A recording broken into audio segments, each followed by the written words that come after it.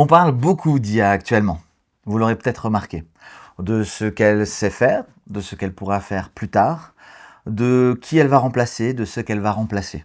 Dessiner, écrire, composer, créer. La question se pose, mais la question n'est peut-être pas seulement technique. Il faut se poser la question de savoir ce qu'est créer. Est-ce que créer, ce n'est pas composer avec nos difficultés, nos faiblesses, notre vie passée, notre vie projetée? Est-ce que ce n'est pas une manière différente de voir le monde? C'est pas seulement aligner des mots, c'est aussi porter un regard. Une intelligence artificielle peut apprendre des styles, elle peut imiter, elle peut recomposer des influences, mais elle n'aura pas de vie. Elle ne doutera pas, elle ne se trompera pas pour de mauvaises raisons. Elle ne porte pas en elle cette accumulation de souvenirs, de rencontres, de hasards qui font une identité. Et c'est peut-être là que la magie opère. Dans la littérature, dans la bande dessinée, dans toute forme de création, ce qui nous touche profondément, ce n'est pas la perfection. C'est la singularité.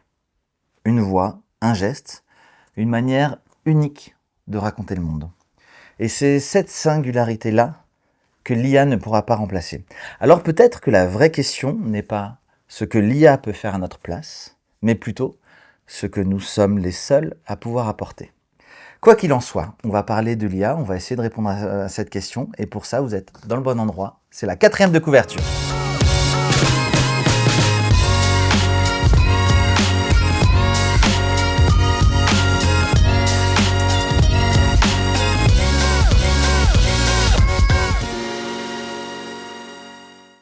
Il est un de ces auteurs dont le parcours ne suit pas une ligne toute tracée. Des auteurs qui prennent le temps, qui cherchent, qui expérimentent avant de trouver leur propre voie.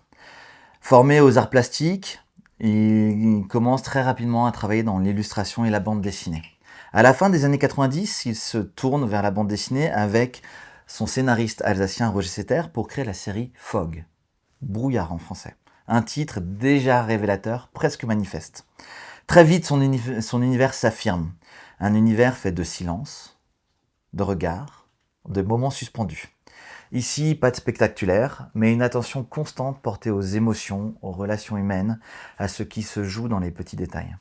Album après album, il construit une œuvre cohérente, sensible, avec toujours un petit pas de côté. Il explore différents récits, adapte quelques nouvelles, quelques romans, tout en restant fidèle à cette manière très singulière de raconter une histoire, avec douceur, pudeur, sans jamais forcer l'émotion.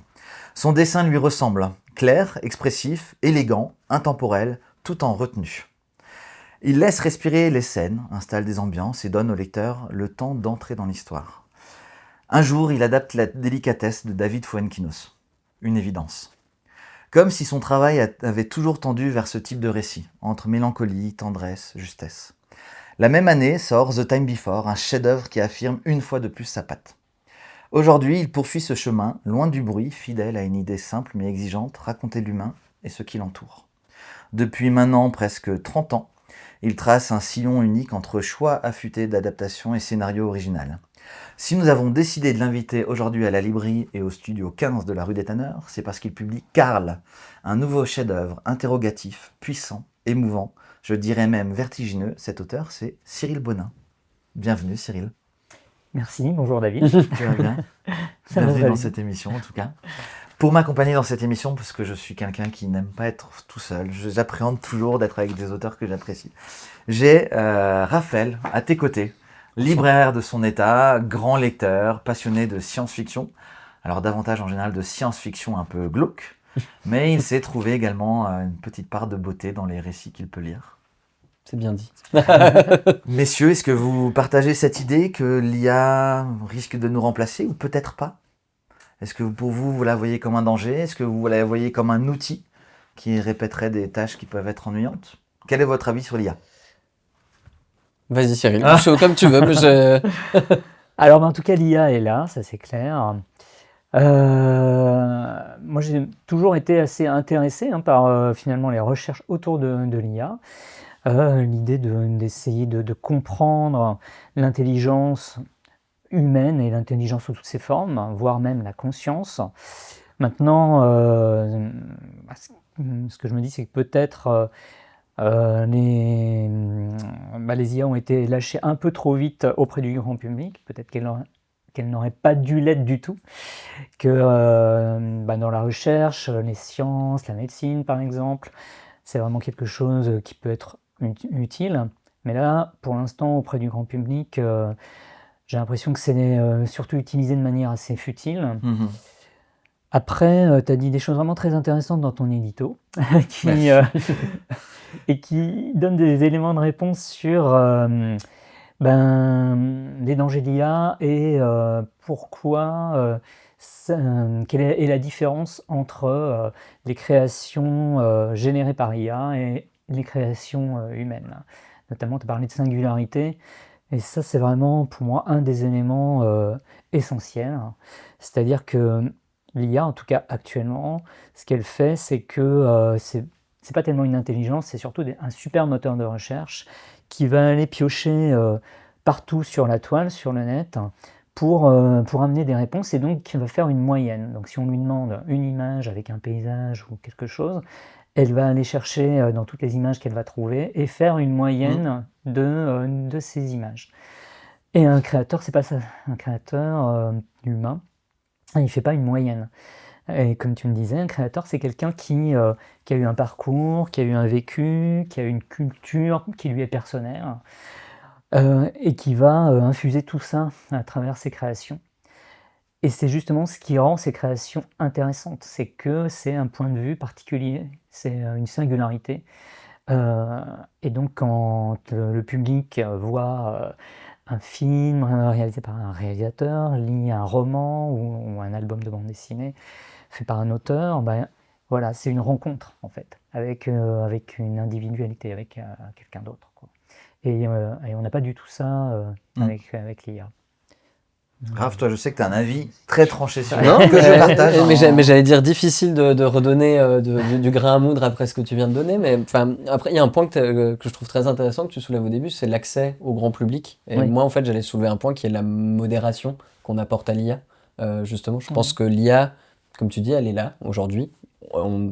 Ça serait bête de s'en priver, comme toute avancée technologique en son temps. Moi, je pense que voilà, il faut savoir aussi, voilà, faut aussi l'adopter, mais comme dit, y mettre des limites. Potentiellement, en donnant accès au grand public, comme tu dis, il y a beaucoup de choses futiles pour lesquelles on les utilise, et on connaît tous les, comment dire, tous les retours, enfin Tous les travers. tous les travers, notamment vis-à-vis de l'écologie et tout ça, Mm. qui en découlent, et où beaucoup de gens se disent non mais je m'en fiche, moi de toute façon je veux gérer mon truc, c'est pas ça qui va embêter. Mais quand on voit par rapport à la médecine par exemple, effectivement, je pense que ça permet aujourd'hui de guérir des choses qu'on était, nous, humains, incapables de calculer, et qui ont permis d'avancer. Après, est-ce que ça nous remplacera totalement? Non. Ça remplacera certains, je pense beaucoup de gens, mais comme toute chose en son temps, quand il y a une évolution technologique qui approche, effectivement, il y a des métiers qui en pâtissent, qui doivent se reconvertir, qui retrouvent, enfin, on le voit à chaque, pas dire révolution, enfin si, d'une certaine manière, chaque révolution, il y a ça qui joue dedans, et voilà, je sais qu'on parle souvent des bullshit jobs, tous ces boulots, voilà, avec des tâches à répétition, les gens ne savent même plus forcément ce qu'ils font, et on leur dit, aujourd'hui, une machine, finalement, elle va le faire 100 fois plus vite que vous, puisque de toute façon, c'était que des actions de contrôle, enfin, pas de contrôle, mais de vérification, de ce genre de choses, donc voilà, on va voir ce que ça va donner. Après, comme pour revenir effectivement, le point que tu citais, David, la singularité sur la création humaine, ce qu'on apportera, là-dessus, ça reste quand même quelque chose qui encore aujourd'hui, a priori, est unique, que l'humain sait mieux faire, enfin sait faire que la machine ne sait pas créer. Donc on va espérer que Alors moi, je trouve qu'on conserve ça aussi. C'est difficile de présager de ce que pourra faire l'intelligence artificielle, la manière dont elle va être développée. Par contre, je sais qu'on avait fait les tentatives en utilisant Julien Motler, qui est notre graphiste, etc., en disant à ChatGPT, essaye de nous faire une illustration à la manière de Julien Motler. Et comme tu le disais, il n'y avait pas suffisamment de sources de dessin de Julien Motler pour dessiner à sa manière. Donc ChatGPT faisait quelque chose qui n'avait strictement rien à voir avec ça. Donc là, on se rend bien compte de la limite du produit, c'est-à-dire qu'il se nourrit de ce qu'il trouve sur Internet et de ce qu'on veut bien lui donner. Et l'autre chose, moi, qui m'interpelle beaucoup, et je pense que c'est ce qui est le plus, pas dangereux, mais le plus à contrôler, à mon avis, avec l'IA, ce sera le fait de faire la part des choses. Je pense qu'il y a beaucoup de gens qui sont à l'heure actuelle pas capables de faire la part des choses entre l'IA et l'être humain. Et pour moi, là, il y a une éducation à l'image, à l'écrit qui est très important. Et au son aussi, parce que ça concerne également la musique. Exactement, tout à fait. Et c'est vrai que certaines plateformes, Deezer, Spotify, sont envahies par des créations IA, ce qui pose un peu problème. Moi, par exemple, j'utilise une de ces plateformes. Et donc en général, il y a des artistes que je suis, que j'écoute régulièrement. Donc je reste dans des playlists de choses que je connais, mais il y a parfois des propositions faites par la plateforme. Et là, parfois, on a des surprises. Et bon, on reconnaît quand même, je trouve, les productions IA, parce que souvent, il n'y a pas vraiment de mélodie, ça va un peu nulle part, il n'y a pas d'introduction ni de fin, et c'est très moyen. Mais en écoutant comme ça un peu vite, on peut passer à côté. Enfin, voilà. En tout cas, c'est là, quoi. Et sinon, pour revenir aussi au remplacement de l'être humain et à travers certains métiers, déjà, je pense que l'IA correspond à la tendance humaine qui est de toujours aller vers la facilité, de chercher toujours à se faciliter la vie et à aller plus vite. Donc c'est, par exemple, clairement, pour planter un clou, si on a le choix entre un marteau ou une pierre, on va choisir le marteau. Mais là, Normalement. Je suis pas sûr dans ton cas. Mais là, ça va en fait au-delà. Et quand on parle de remplacer les gens dans certains métiers, en fait, un métier, c'est pas juste un travail qu'on fait pour gagner sa vie. Alors, dans certains cas, si, bon, les bullshit jobs, comme tu disais, mais quand même, souvent, on a fait des études pour arriver à certains métiers. Parfois, et peut-être même souvent, c'est un métier, c'est quelque chose qu'on aime faire, qui nous permet de nous insérer socialement. On a des collègues de travail avec qui on va aller boire un pot en after work. Voilà, c'est quelque chose à travers lequel on peut même s'épanouir. Donc, en fait, ça peut être même une raison de vivre. Et là, l'IA, elle touche vraiment à ça, c'est quelle est la raison d'être de l'humain et la condition humaine. Ouais.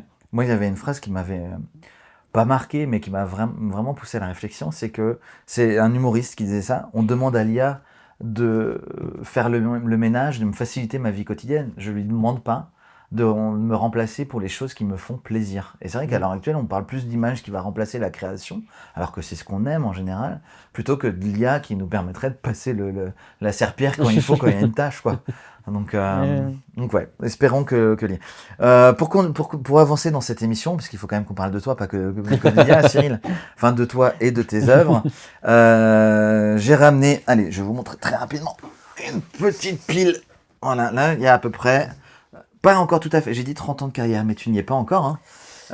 Pas tout à fait. Encore que Fogg est sorti en 98, 99. 99, ouais.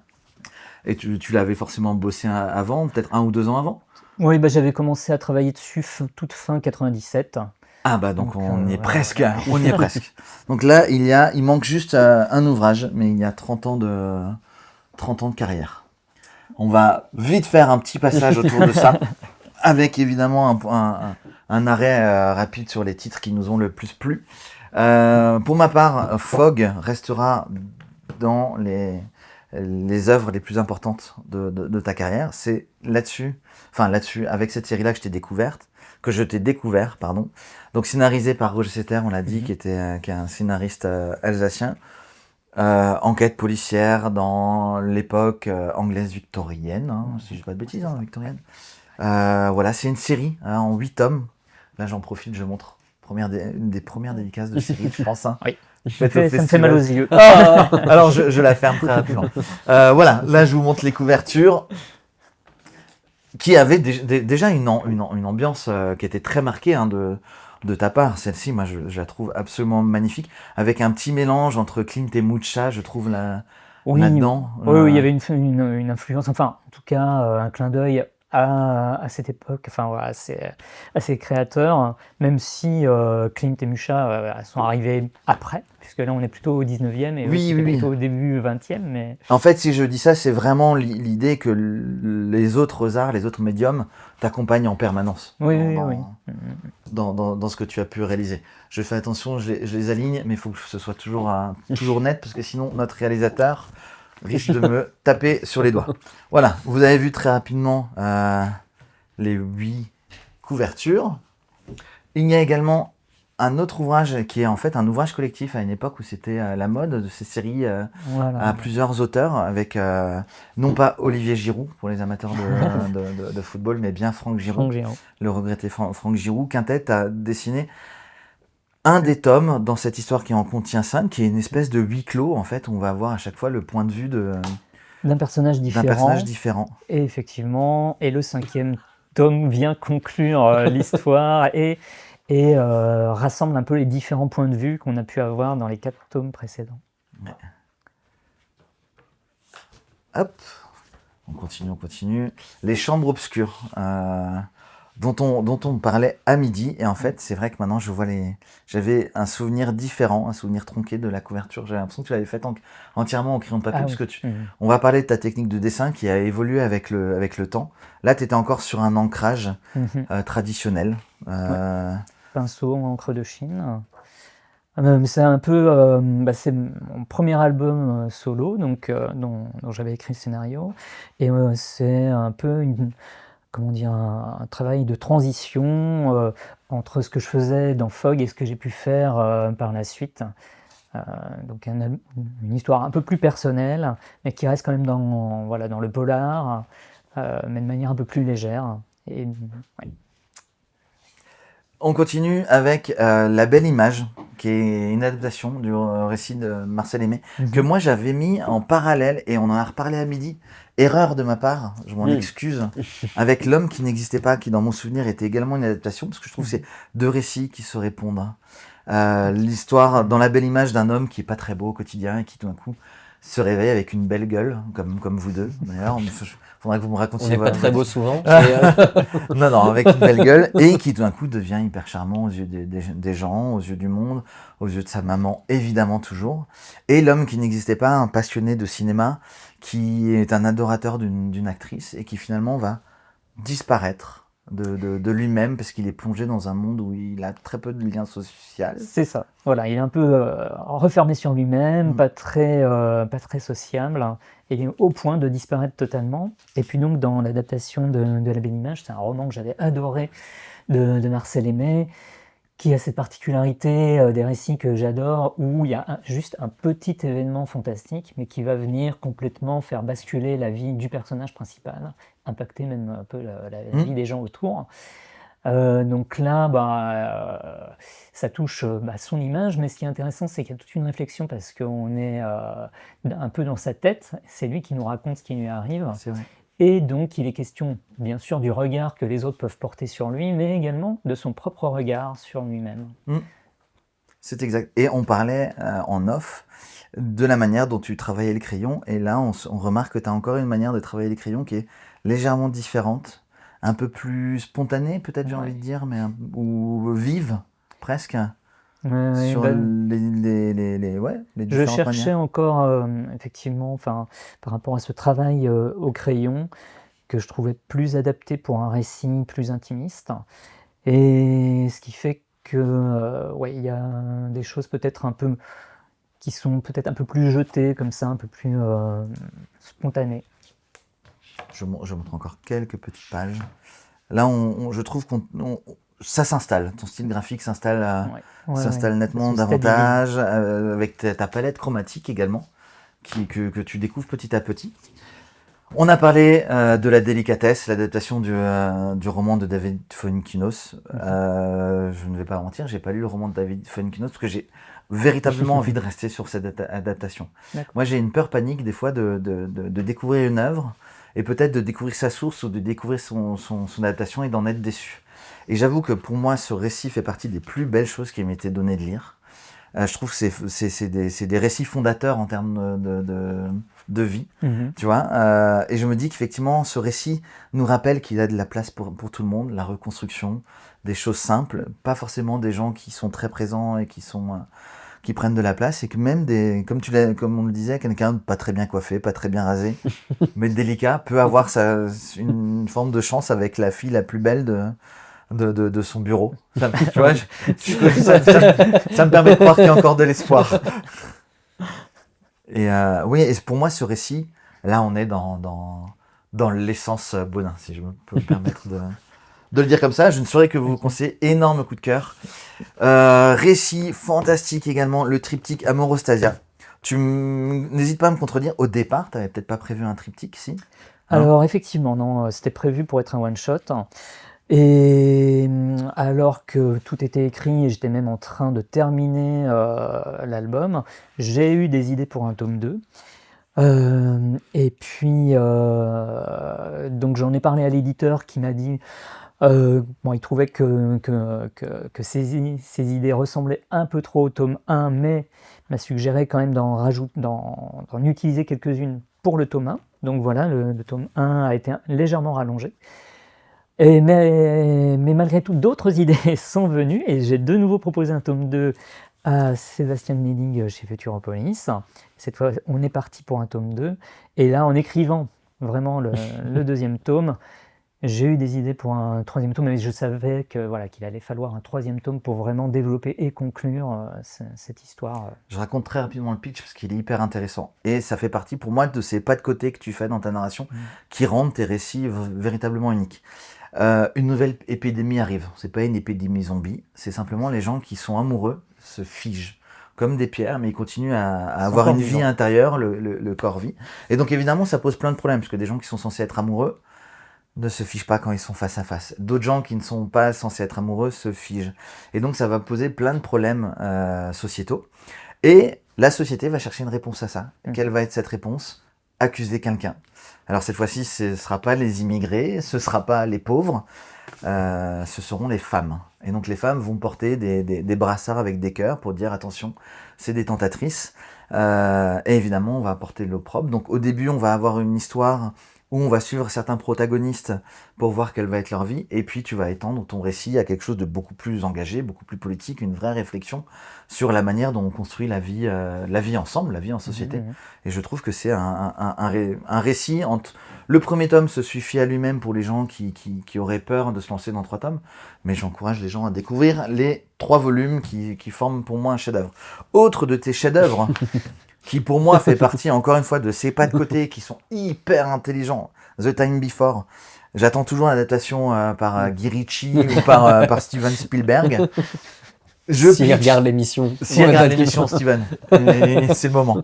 Je pitch très rapidement. En fait, on va suivre l'histoire d'un photographe, années 50, hein, si je dis pas de bêtises, 58. Fin des années 50. Fin des années 50. Qui en fait voit du haut de sa fenêtre une rixe. Un papy se fait tabasser, il va venir le secourir.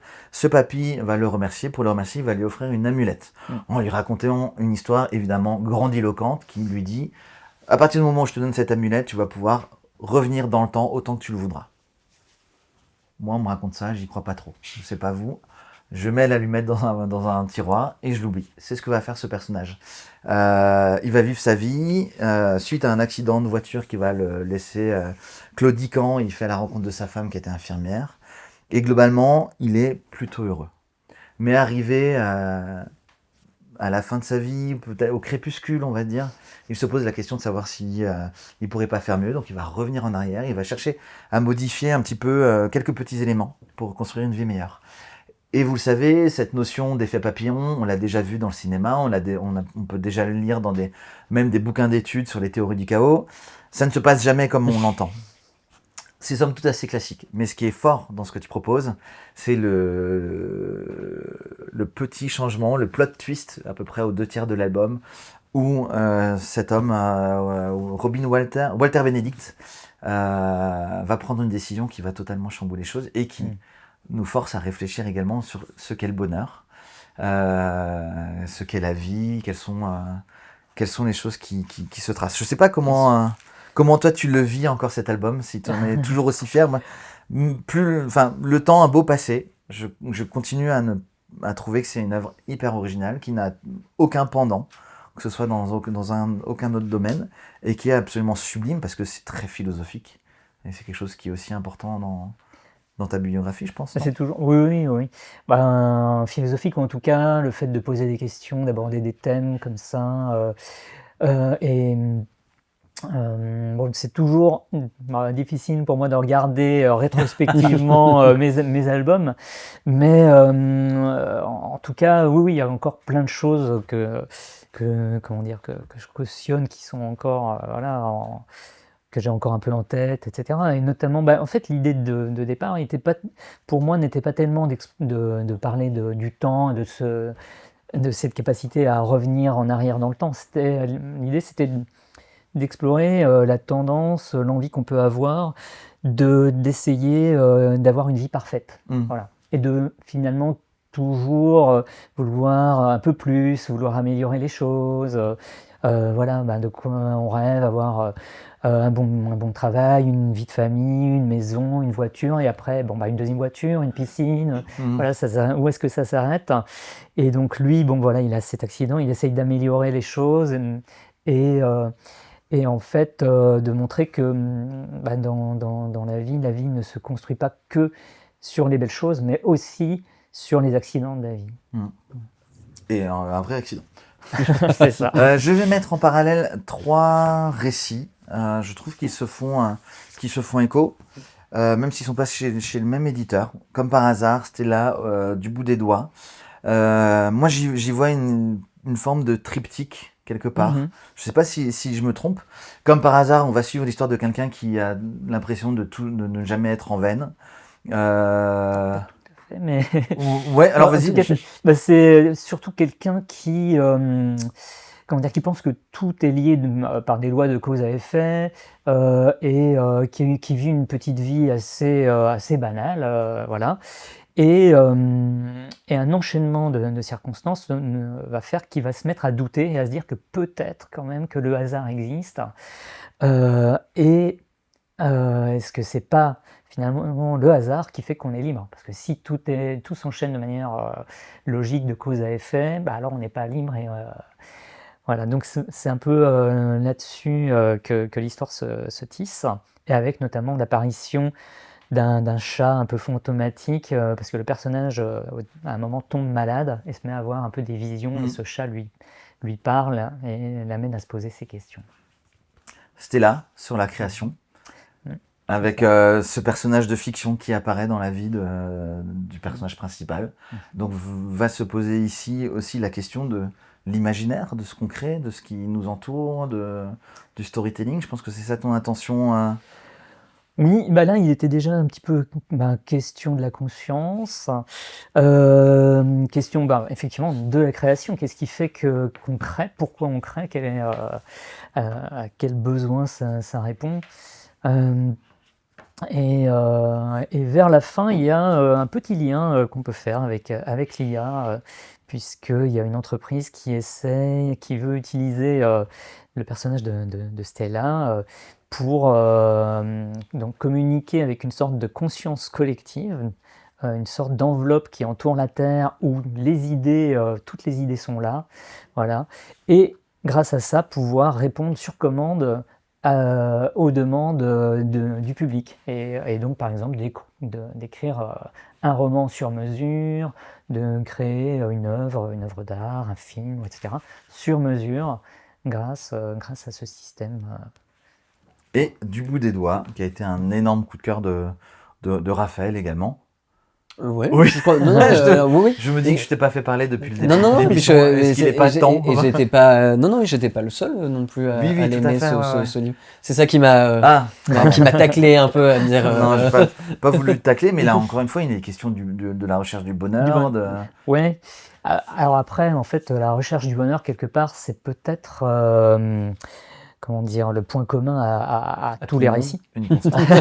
À tous les récits, c'est-à-dire quelqu'un qui cherche un trésor, quelque part, c'est ce qui va faire son bonheur. Il cherche son bonheur. Quelqu'un qui dans une histoire d'amour, va chercher son bonheur. Même quelqu'un qui veut conquérir le monde, c'est pour son propre bonheur. Enfin, Ok. voilà, cette quête du bonheur est un peu permanente. Alors moi, tu vois, c'est très rigolo que t'en parles, parce que moi, j'ai tatoué sur les mains, j'arriverai pas. J'ai une pile de livres Ah oui. avec écrit l'histoire de toutes les histoires et un cœur dans lequel il y a un escalier. Et mon tatouage, en fait, signifie que la naissance de toutes les histoires, c'est pas la quête du bonheur, mais c'est la quête de l'amour. L'amour fraternel, l'amour d'une compagne, l'amour de soi, en fait. Et j'ai vraiment l'impression que l'amour est une constante dans tout ça. Ça peut être relativement abstrait, mais j'ai l'impression que c'est le cœur de tout ça. Bon, bref, C'est c'était beau. une parenthèse. Et en plus de ça, c'était mis sur le poignet, parce que je peux mettre une montre, et je rappelle qu'en fait, cette quête peut être cachée par le temps qui passe. C'est tatouage, c'est ridicule. Presque maintenant aussi chez Futuropolis, qui est un mi-chemin entre ce qu'on vient de voir et je trouve Amorostasia, parce qu'on va suivre l'histoire d'un groupe d'amis. Donc une jeune femme et un jeune homme. Et en fait, dans ce récit, ils découvrent une pilule qui permettrait de ne plus connaître la moindre maladie, etc. Et va se poser la question, encore une fois, de savoir est-ce qu'on l'apprend, est-ce qu'on ne l'apprend pas, quelle est la part du destin, quelle est la part du Oui. libre arbitre, pas libre arbitre, mais... Et puis ce désir aussi de tout contrôler, et notamment sa santé, dans quelle mesure il est sain, de chercher à tout prix voilà, à être en bonne santé, à contrôler sa santé à tous les niveaux, quoi. Au point que ça devienne une obsession. Et on le voit, glycémie 1,10 grammes par litre. Petite pensée à Fred Bertrand. Adaptation chez Sarbacane, qui est, je pense, un de tes nouveaux éditeurs chouchou. En tout cas, nous, c'est un éditeur qu'on aime beaucoup. Les Dames de Kimoto, d'après le roman de Sawako Ariyoshi, je m'excuse si je ne le dis pas bien, qui va nous raconter l'histoire du Japon dans un changement d'air. Et on va le suivre à travers 3 générations. Une grand-mère qui est assez apaisée, mais qui voit quand même les changements, notamment apportés par sa petite fille. Une maman qui est un peu prise entre les deux, qui, elle, est apeurée pour l'avenir de sa petite fille. Et sa petite fille, et la petite fille, donc la plus jeune, qui veut absolument tout révolutionner.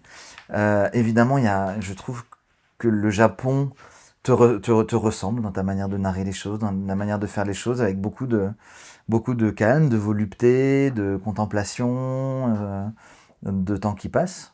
C'est aussi un roman qui est important, je pense, pour toi, et un album qui... C'était un vrai cadeau, fait par Frédéric Lavambre, donc directeur des éditions Sarbacane, qui m'a proposé d'adapter ce roman que je connaissais pas. Mais en revanche, quand il m'a fait le résumé du roman, ça m'a fait penser au film d'Ozu, que j'adore, et qui parle beaucoup justement du temps qui passe, des conflits entre les générations, etc. Donc j'ai lu le roman, j'ai vraiment adoré. Et pendant la réalisation donc de l'album, qui a duré à peu près 1 an, j'ai eu l'impression d'être pendant 1 an au Japon, quasiment. Ah ouais. D'autant plus que je mettais même de la musique traditionnelle japonaise de temps en temps pour être dans l'ambiance. J'avais trouvé une radio Kyoto FM que j'écoutais de temps en temps, comme ça. Ok. Et, un peu de thé pour rester un peu dans les clichés. voilà. Pas forcément Non. du thé, j'étais plus café. Ok, Mais, quand même. D'accord. mais bon. On poursuit avec la poursuite du bonheur. Autre adaptation de Douglas Kennedy. Alors c'est marrant, on a parlé du bonheur et là le titre s'appelle La poursuite du bonheur, justement. C'était vraiment en plus dans la foulée, c'est l'album que j'ai fait juste après Du bout des doigts. Donc dans Du bout des doigts, la question était vraiment le bonheur, d'où vient le bonheur, est-ce qu'il est en nous ou est-ce qu'il faut le chercher ailleurs. Et là, on continue à courir après le bonheur. Il y a un ouvrage que j'avais pas chez moi, et je m'en excuse, c'est l'ouvrage que tu as fait avec Laurent Galandon. Je reviens un petit peu en arrière. Oui. Quand souffle le vent. C'est bien ça, que je peux pas vous présenter, mais notre graphiste, vidéaste l'intégrera dans les vidéos. Et si on te reçoit aujourd'hui, c'est pour ce nouveau chef-d'œuvre qui s'appelle Karl. Est-ce que Raph, tu veux bien nous le présenter? Ouais, bien sûr, avec plaisir. Karl, en fait, il y a quasiment 2 histoires en une, si l'on veut. Parce qu'on va suivre, en fait, ce robot domestique et d'un côté une jeune femme. Qu'est-ce qui unit les deux? C'est le papa de cette jeune femme qui va décéder dans un accident de voiture, et qui conduisait la voiture? C'est ce robot domestique, cet androïde. Forcément, c'est là que le récit va un peu se splitter en deux parties. D'un côté, on va chercher à comprendre qui est véritablement le responsable de... Est-ce que le robot n'est pas lui-même responsable de cet accident? Donc il y a une sorte un peu de côté enquête, procès. Mais de l'autre côté, il y a également la relation de la jeune femme avec l'androïde, parce que cette jeune femme va hériter de la maison, va hériter de ce dernier, et elle a un rapport à l'intelligence artificielle, à ces androïdes, qui la révulse littéralement. C'est quelque chose qu'elle ne veut pas, qu'elle n'admet pas. Mais pourtant, le temps passe, la relation s'installe, et les deux vont apprendre à se connaître, entre guillemets. Et c'est de là, c'est des vraies réflexions absolument passionnantes qu'on mène autour de l'intelligence artificielle, de l'humanité qu'on doit donner à ces choses-là. Comme dit, ce rapport qui se crée entre l'un et l'autre.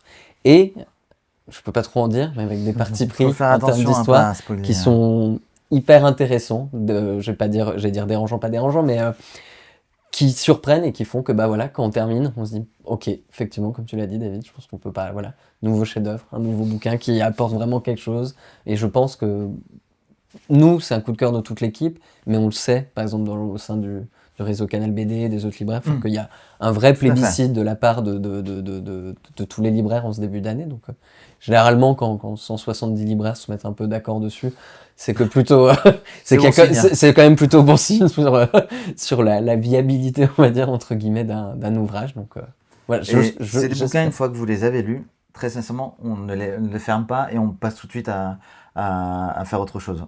Il y a toujours un petit temps de réflexion derrière. On se questionne, on en parle, on rééchange avec les personnes qui l'ont lu. C'est des bouquins qui ne laissent pas indemne. On y revient tout à l'heure. Raph, tu veux aussi nous présenter d'autres ouvrages, s'il te plaît? Oui, on va faire ça. Fissa, exactement. Victorien s'ennuie là, il faut lui donner un peu d'action. Il faut lui donner un peu de grain à moudre. On va parler manga pour démarrer, parce que généralement, c'est vrai que ce sont un peu les oubliés de cette émission. On n'en parle pas assez.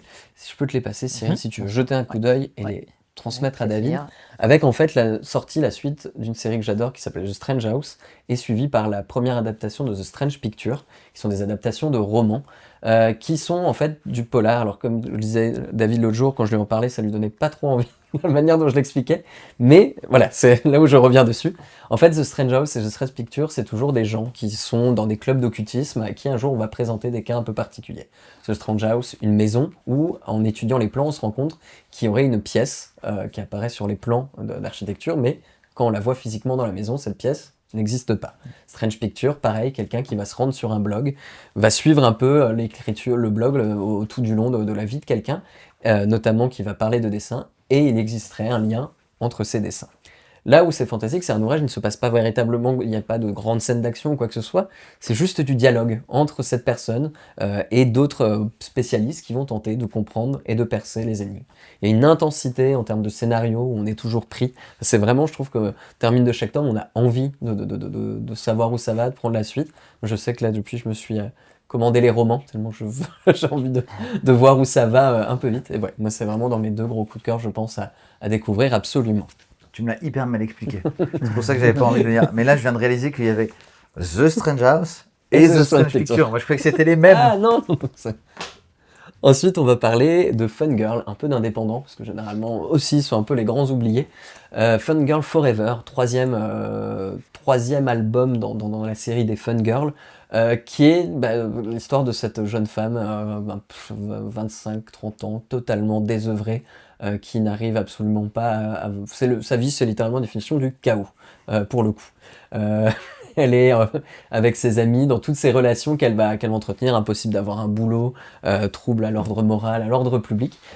C'est de l'album très humoristique, forcément, voilà, ce que j'aime bien dans le côté un peu trash et délirant qu'on peut proposer. Ça a des vraies réflexions, des fois, sur certaines choses. Alors, dans celui-ci, la première chose, c'est qu'on va suivre un cartel qui organise des courses illégales de tortues.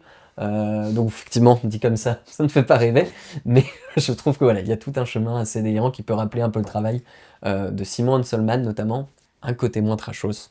Voilà. Pour le plus grand bonheur de David. T'es en train de me dire qu'il y aura d'autres tomes? Il y aura sûrement d'autres tomes, je pense.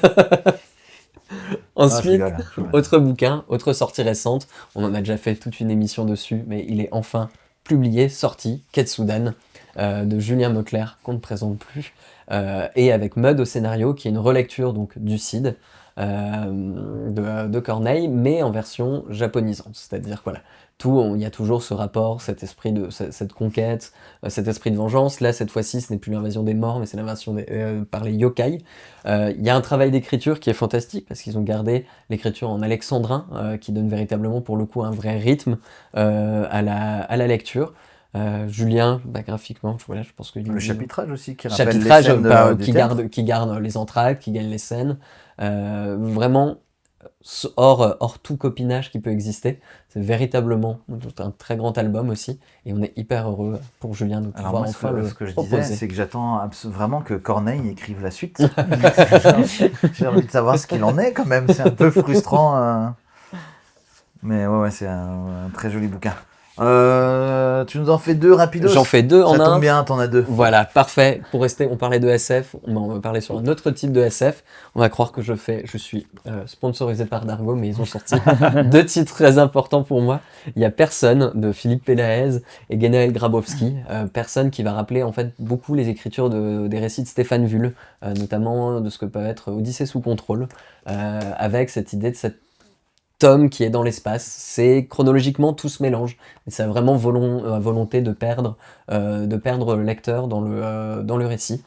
C'est extrêmement bien écrit, c'est bien dessiné, c'est en fait véritablement tout ce qu'on demande finalement, un bon ouvrage de SF. Et le second, donc c'est Metropolia, de Ingo Romlin et Frem Duval. Donc ça c'est un second volume, Metropolia, qui se veut être un peu une sorte de Blade Runner, mais un peu moins futuriste de Blade Runner, c'est Berlin 2099, notre futur pas si lointain finalement.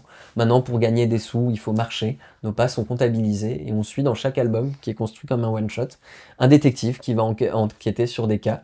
Là, dans ce second volume, on part sur les bordures extérieures, cette zone un peu de non-droit, où arrivent les migrants qui tentent de passer en ville. Alors forcément, la SF, encore une fois, permet aussi de faire pas mal écho à toutes les problématiques de nos sociétés. Et ouais, je trouve qu'à chaque fois, Fred Duval et Ingo Romling arrivent à vraiment faire ça aussi de manière assez passionnante. Allez, je prends juste le temps de montrer Le dernier. un peu la couverture. En plus de ça, Raph, je te laisse la parole, puisque tu nous as préparé J'ai préparé un petit jeu dont pour- l'objectif va être pour un spectateur, un internaute qui regarde cette émission. Le premier qui commentera cette émission pourra gagner un album de Karl avec le magnifique Exibris que Cyril a accepté de nous dessiner. Exibris numéroté signé à 80 exemplaires, que vous ne trouverez que chez nous. Oui. Que vous l'achetiez sur place sur internet, vous pouvez le faire. Mais voilà, si vous commentez cette émission, vous pourrez l'avoir gratuitement. Et donc c'est quoi ton Alors c'est un quiz? petit jeu, parce que du coup on se demandait, Cyril, comment tu t'étais renseigné sur les robots, et si tu étais finalement assez calé sur les robots dans la pop culture, donc que ça soit dans les films, dans l'animation, ou même dans la bande dessinée. Alors, généralement, c'est toujours David qui nous fait le jeu. Donc, pour une fois, je me suis dit, on va changer. C'est te confronter face à David. Alors, c'est de la rapidité, finalement, parce que c'est pas si compliqué que ça. Vous verrez, il y a 9 images.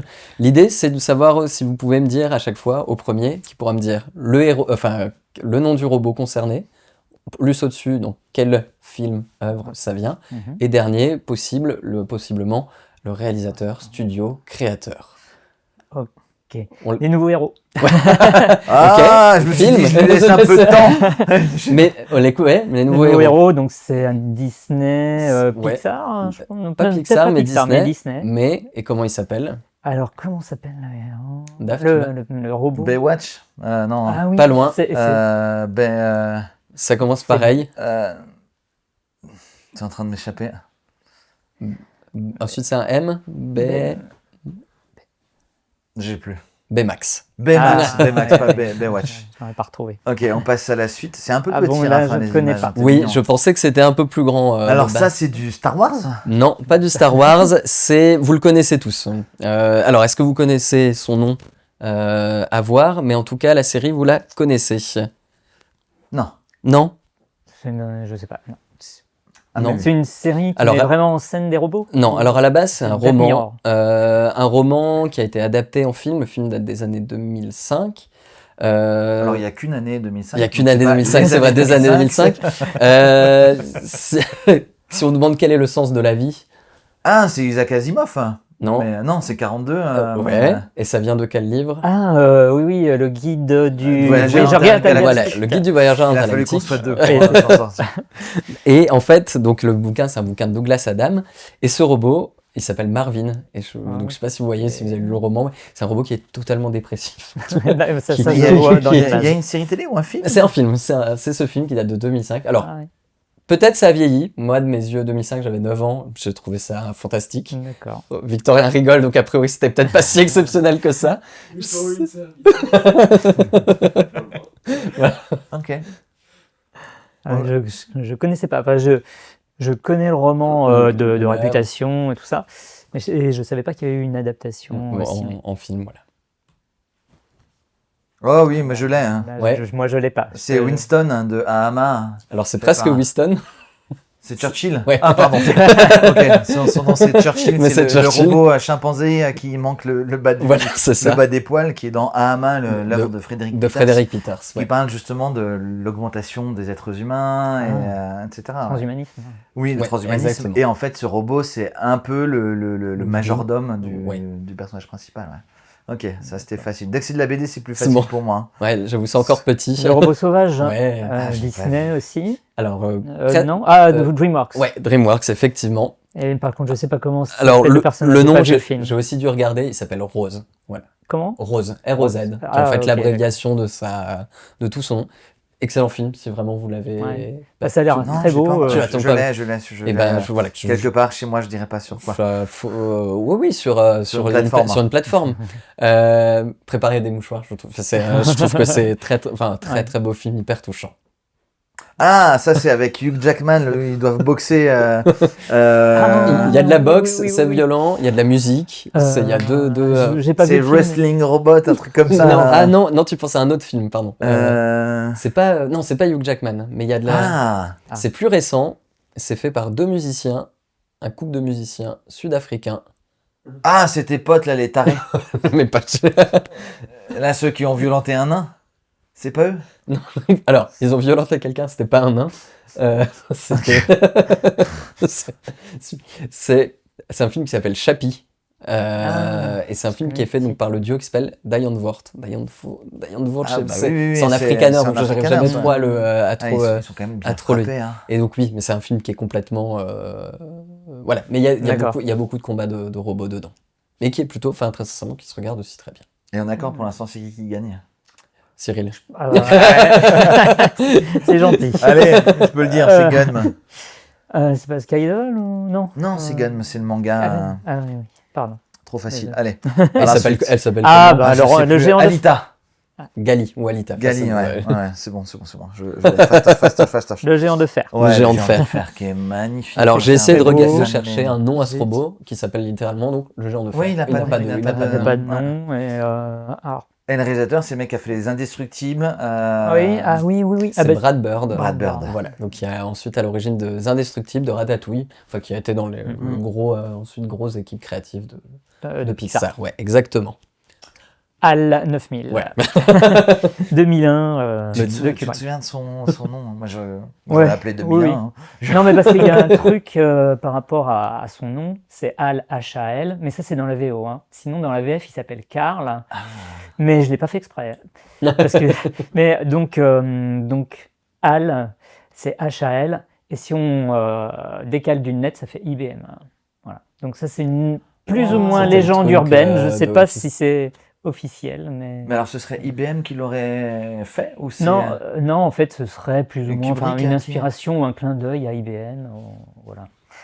HAL. Ou alors c'est un pur hasard. mais- La légende veut que. Ouais, la c'est légende veut que. J'ai Allez. j'ai galéré pour cette image parce que chaque fois j'avais que des images avec marqué HAL 9000 au-dessus. En tout cas, Cyril, je pense que tu as gagné, effectivement. Ok, donc on est encore obligé d'offrir On un est ex canard. aequo, on est ex aequo. Non, mais t'as en fait, gagné c'est de bien un pour les point. internautes, comme ça, ils gagnent. Parce que si je gagne, je n'offre pas d'album. Ah, Ouais, moi, tu sais, je suis hyper vénal, donc si je peux gagner, je dépense pas de fric. Le fric, je le garde pour moi. On va revenir à Karl. Moi, j'aimerais juste qu'on fasse un petit point très rapidement sur tout ça. il y a un avantage quand on est auteur de BD, c'est qu'on peut voir défiler sa vie sans être mort. J'allais dire, Et voilà, donc, tu vois, là, est-ce que quand tu vois tout ça, tu vois un chemin, tu vois... Qu'est-ce que à quoi ça te fait penser? Moi, je vois que des super bouquins pour lesquels j'ai pris beaucoup de plaisir. Toi, est-ce que tu vois des années de travail? Est-ce que de transpiration, de souffrance. Oh, ouais, non, peut-être pas que ça, mais... Non, beaucoup de plaisir en fait. Et un chemin, oui, il y a des choses que j'ai du mal à regarder ou bien, enfin, de toute façon, même l'album le plus récent, je le feuillette toujours en me disant que j'aurais pu faire mieux, et puis et je vois toujours les défauts, etc. Et après, enfin, il y a, comment dire, notamment toutes les thématiques, etc., qui sont des choses qui me tiennent vraiment à cœur. Et puis, certaines d'ailleurs sur lesquelles j'aimerais bien revenir. Pas forcément faire une suite aux albums, mais en tout cas les développer sous une autre forme, Ok. dans une autre histoire, qu'on verra. Mm, et puis, en fait, c'est vrai que dans chaque album, en les feuilletant, j'ai l'impression de revoir un peu ma vie, parce que Ouais, il y a une part de je me toi. souviens quand j'ai dessiné telle planche, ou quand je l'ai mise en couleur, ah bah tiens, il y avait ma fille qui jouait à côté, ou bien là j'étais en vacances, parce je vais aussi en vacances aussi. Et donc voilà, il y a un côté comme ça. Satisfaisant quand même, je pense. Oui, oui, Il y aura une trace de ça fait Cyril Bonin plutôt- dans l'histoire de l'humanité. Je suis pas sûr que Raph et moi on Ouais, laisse une bon. trace dans l'histoire de l'humanité pour les mêmes raisons que toi. Tu vois. Donc moi je trouve ça vraiment fantastique. Bravo et merci de nous avoir offert toutes ces lectures. On revient à Karl. Karl, pour moi, je pensais que c'était un récit autour de l'IA et de la robotique. Pas du tout. Et non. C'est un récit autour de la conscience. Tu peux Ouais. nous en parler, nous dire comment t'es venue cette idée? Oui, en fait, donc au départ, ça devait même pas être sur la conscience non plus, donc on en a parlé un tout petit peu tout à l'heure. J'avais commencé à réfléchir à une histoire plus globale sur un futur, dans un futur imaginaire, et où la question centrale était la question de la valeur des gens, la valeur des choses, etc. Et donc on attribuait comme ça une valeur. Et cette thématique est quand même restée dans l'album au final. On la perçoit un petit peu dans notamment les raisons de l'accident, le procès, etc. C'est quelque chose qui émerge. Mais donc, quand j'ai commencé à écrire l'histoire, Karl n'était qu'un élément de cette histoire, un personnage parmi d'autres. Et le récit s'ouvrait avec ce personnage, l'accident de voiture, etc. Et en fait, je me suis vraiment attaché au personnage, et puis la question de la conscience émergeait à travers ce personnage. Et ça, la question de la conscience, c'est vraiment quelque chose qui m'intéresse depuis très très longtemps, déjà depuis l'enfance en fait. Et, euh, et donc je me suis dit, en fait c'est ça, c'est vraiment ça que j'ai envie de raconter là. Euh, et à travers Karl, donc il y a la question de la conscience. Qu'est-ce que c'est? À partir de quand est-ce qu'on peut dire qu'une chose ou qu'un être est conscient ou pas? Voilà, on part un peu du principe que entre êtres humains, on est conscient. Mais déjà là, il peut y avoir peut-être différents types de conscience. On n'est pas forcément conscient des mêmes choses. Et puis, et après, est-ce que les animaux sont conscients? Je pense qu'on est plutôt d'accord pour dire que oui. Est-ce qu'une plante est consciente? Une plante qui se tourne vers la lumière, qui interagit un petit peu avec son milieu, est-ce que c'est déjà une trace de conscience? Et puis, il y a aussi une théorie d'un scientifique anglais qui s'appelle Emmanuel Ransford, où en fait, il développe l'idée que la conscience serait peut-être déjà présente au cœur de la matière, à l'état plus ou moins, comment dire, Brut. plus ou moins éveillé, etc. Donc, il n'y a peut-être déjà une conscience dans la matière qui constitue ce canapé ou le bureau, mais voilà, de manière latente, on va dire, et qui va s'éveiller voilà, selon les formes qu'elle va prendre. Donc c'est une idée que j'aime beaucoup.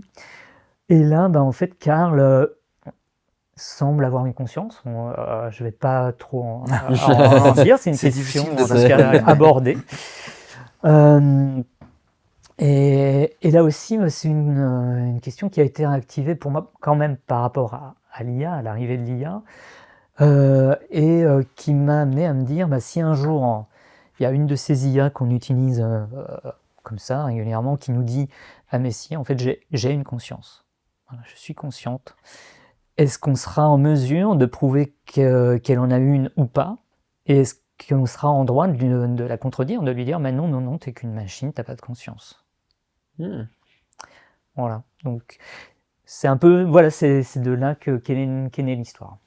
Et après, dans l'album, tu opposes également l'idée de certains êtres humains qui peuvent être moins conscients, en tout cas un peu plus binaires que Karl lui-même, qui est bourré de nuances, de questionnements, etc. C'est aussi quelque chose qui est très important.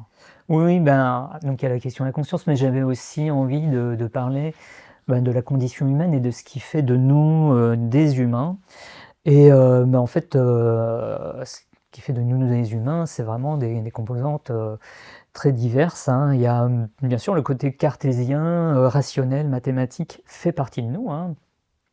Mais il y a aussi bien sûr toute la partie émotionnelle, sensorielle, et donc moi c'est plutôt cette partie-là que j'avais envie de mettre en valeur et de montrer que peut-être l'humain est en train de s'éloigner de ça.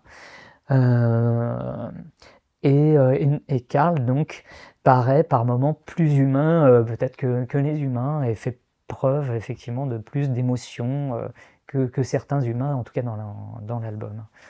Et pour nous raconter tout ça, tu as choisi d'imaginer un monde un peu parallèle pardon, à notre univers. Moi, je citais des références, on le voit notamment sur l'Axibris, les sculptures de Brancusi, les voitures des années 30. Moi, je le situais dans les années 30, mais tu dis qu'il y avait un peu d'années 20, un petit peu d'années 40. La robe l'an 20, ou Givenchy, très élégante, la coupe de cheveux aussi. Tu as voulu faire quelque chose d'intemporel, en fait, pour... Alors, je dirais pas complètement intemporel, plutôt orienté vers le futur, hein, futuriste.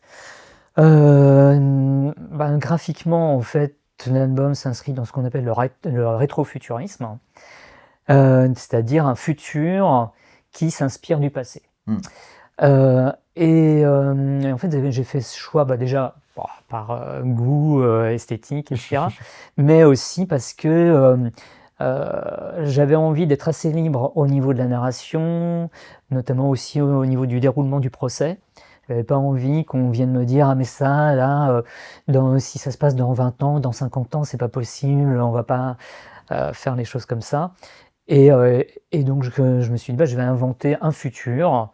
On ne sait pas où ça se passe ni quand ça se passe. Et puisque j'invente mon futur, je vais me faire plaisir et m'inspirer des choses que j'aime, quoi. Ok. Le design du robot, en fait, se rapproche un petit peu du surréalisme, pourtant. J'ai l'impression. Je me trompe peut-être. Enfin, tu vois, moi, je me suis dit, tiens, c'est rigolo, dans l'Exibris et dans les décors qu'on peut voir, on retrouve du Brancusi. Et dans ton robot, à l'époque, dans les années 30, ils imaginaient les robots comme des êtres beaucoup plus obtus, presque... je sais pas comment le dire, mais... Un truc un peu impressionnant, effrayant. Alors que Karl, même physiquement, il a une espèce de douceur. Et dans sa manière aussi d'avoir une texture que tu as voulu un peu étoiler, j'ai l'impression. Tu me dis si je me trompe. C'est volontaire en fait. Et c'est un peu à contre-temps également de cette période années 20, années 30. Alors, comme on est dans un futur, forcément, donc c'est un robot, il y a une certaine technologie pour le mettre en œuvre, mais j'avais pas envie que la technologie soit trop présente, j'avais pas envie qu'on puisse compter les rouages et de savoir comment le construire soi-même à la maison. Mais non, il y avait un truc qui est venu tout de suite, même en écrivant l'histoire, c'est que j'avais envie qu'il soit bleu. Notamment, c'est lié à quelque chose qui est un tout petit peu expliqué dans à un moment dans l'album, où, La matière. mais il y a un spécialiste, voilà, qui explique que Karl est bleu, enfin on le perçoit bleu, mais il n'est pas réellement bleu, c'est les nanotubes de carbone dont il est composé qui renvoient la lumière en la diffractant et qui fait qu'on le perçoit bleu. Mais alors qu'il n'a pas du tout de pigment bleu ni rien sur lui. Et ça, c'est quelque chose qui existe dans la nature. Et du coup, Karl se rapproche de ce point de vue-là de la nature, parce qu'il y a un papillon qui s'appelle le morpho, et qui est bleu, qu'on perçoit bleu, mais alors qu'il n'est pas bleu, il n'a pas de pigment bleu, c'est juste la manière dont ses ailes renvoient la lumière. D'accord. Voilà. C'est comme cette fameuse histoire sur Internet de la robe jaune ou de la robe bleue. C'est un peu ça. C'est un peu ça. Et puis aussi, après, pour son aspect physique, j'avais envie qu'il soit assez simple, un peu rustique comme ça, pour qu'on puisse, je sais pas, s'attacher à lui, qu'il y ait quelque chose, finalement, une sorte de fragilité peut-être, mais à la fois de robustesse, c'est-à-dire il est quand même grand, assez costaud, imposant, et que on se pose la question, est-ce que de quel côté il est, est-ce qu'il est bienveillant ou pas? Et quasiment pas d'expression faciale. Si ce n'est un trait qui signifie la bouche. Là pour la bouche, ouais. Mais pour laquelle tu n'utilises quasiment que le bout de l'angle, et selon... Encore une fois, n'hésite pas à me dire si je dis des bêtises, mais tu arrives à le faire très légèrement sourire ou très légèrement baisser le bout des lèvres. C'est ça, c'est ça, tu l'as remarqué. C'est-à-dire j'ai un petit peu triché. Il y a un effet qui existe là dont le nom m'échappe, mais qui fait que tout simplement, si on juxtapose deux images, par exemple le gros plan du visage de quelqu'un, et par exemple et l'image d'un bébé, on va se dire que la personne regarde le bébé et sourit. Et la même image de la personne, donc, alors que c'est un visage neutre, juxtaposée avec l'image de, je sais pas, d'un cadavre ou quelque chose, ou on va interpréter le visage comme étant, par exemple, triste ou dégoûté, ou etc. Donc on accorde comme ça une expression, un sentiment à un visage neutre. Donc j'ai joué un petit peu avec cet effet-là, mais pour l'accentuer, j'ai effectivement un tout petit peu joué sur la commissure de la bouche de Karl. Ce qui fonctionne extrêmement bien. Pour le coup, moi je m'en suis rendu compte tardivement. En le refeuilletant, je me suis dit, ah mais en fait, il y a des expressions. et c'est très fin, c'est vraiment très joliment joué. On le disait aussi, tu n'es pas un grand lecteur de bande dessinée, mais j'imagine qu'il y a un grand lecteur de littérature, peut-être même de philosophie, de choses. J'en lis en tout cas. Okay. Oui. Alors, par exemple, un philosophe que j'aime beaucoup, c'est Henri Bergson. Et il est aussi, pour le coup, un peu présent dans cet album, parce qu'il a beaucoup parlé de la conscience, il a aussi beaucoup parlé du temps, principalement de la durée. Parce que notamment en philosophie ou en science, quand on parle du temps, en général, on parle de moments ou d'instants. Donc il y a un mouvement, voilà, on lève le bras, on va parler de l'instant de départ et de l'instant d'arrivée, et pas de toute la durée du mouvement. Et donc lui tenait beaucoup, voilà, à parler de ça.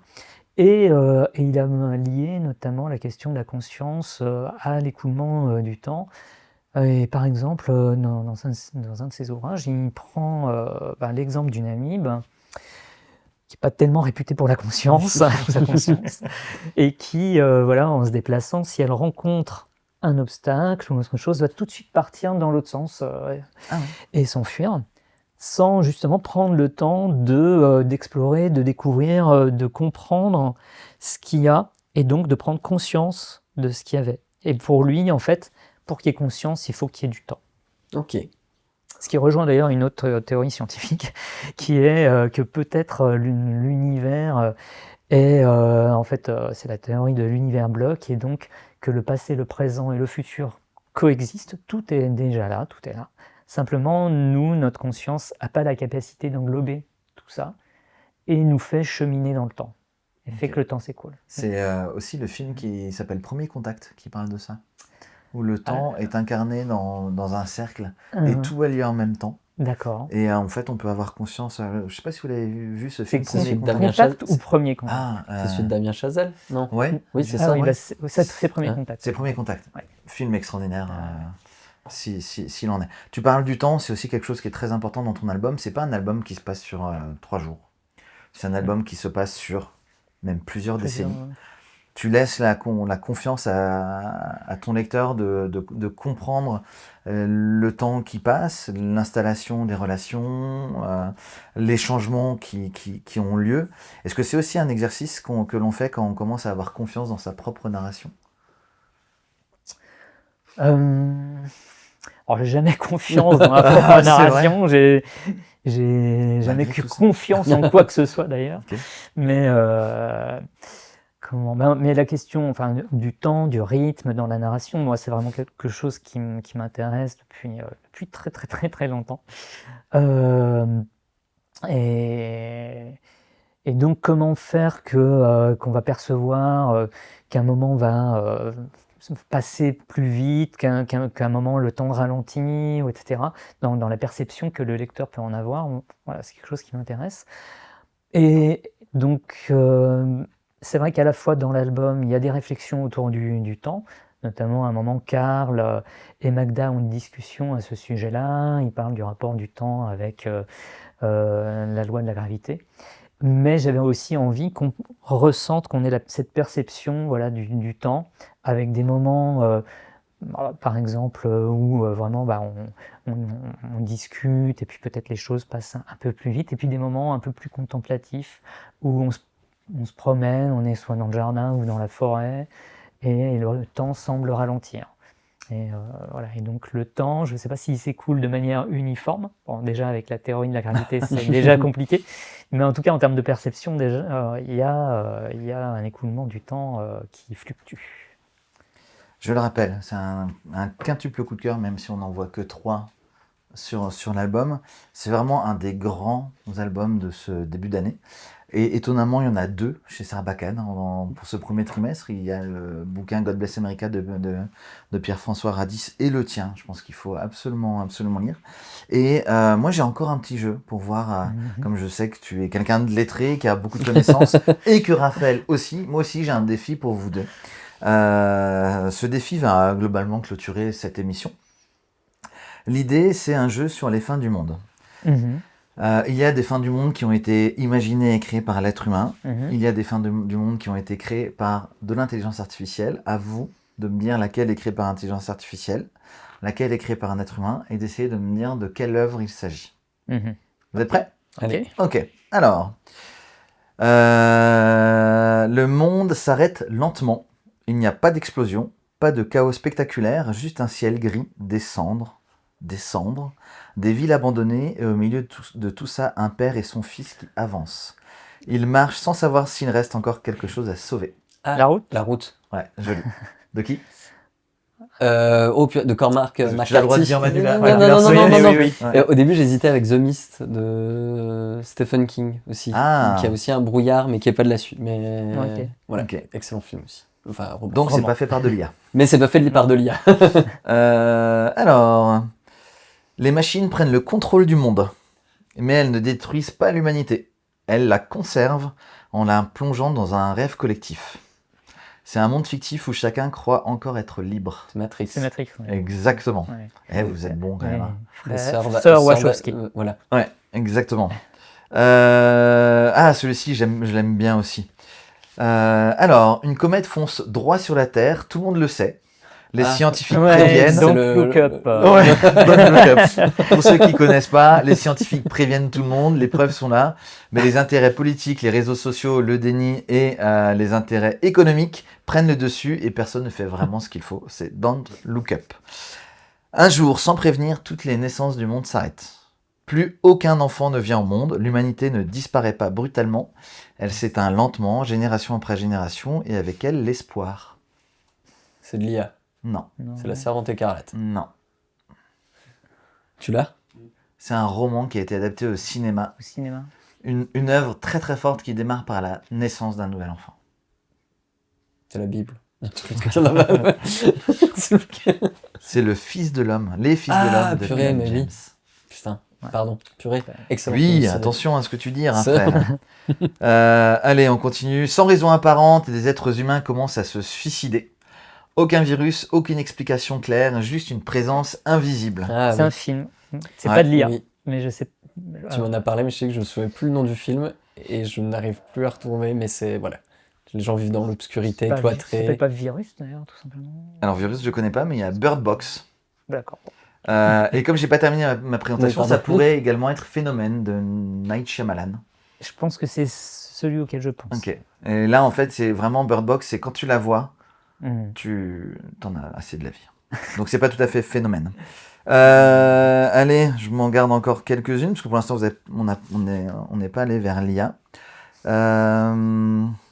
The Mist, on a parlé, donc celle-ci, je la zappe, je l'avais mis dans le... Ah, tu l'avais mis comme. Mais bien sûr, je l'avais mise.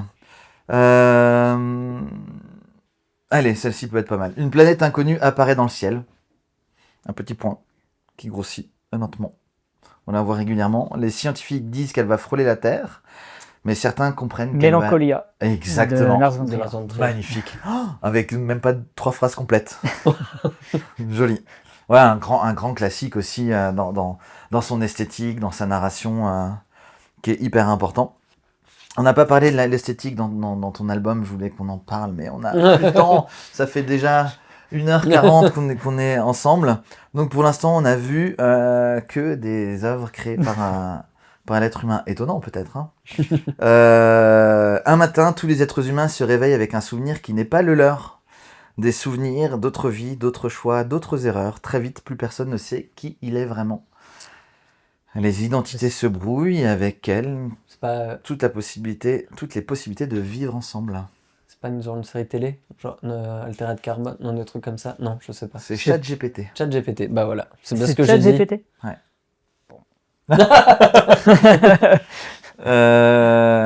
Autre possibilité. Les œuvres d'art commencent à disparaître. Elles sont pas volées, elles s'effacent. Mhm.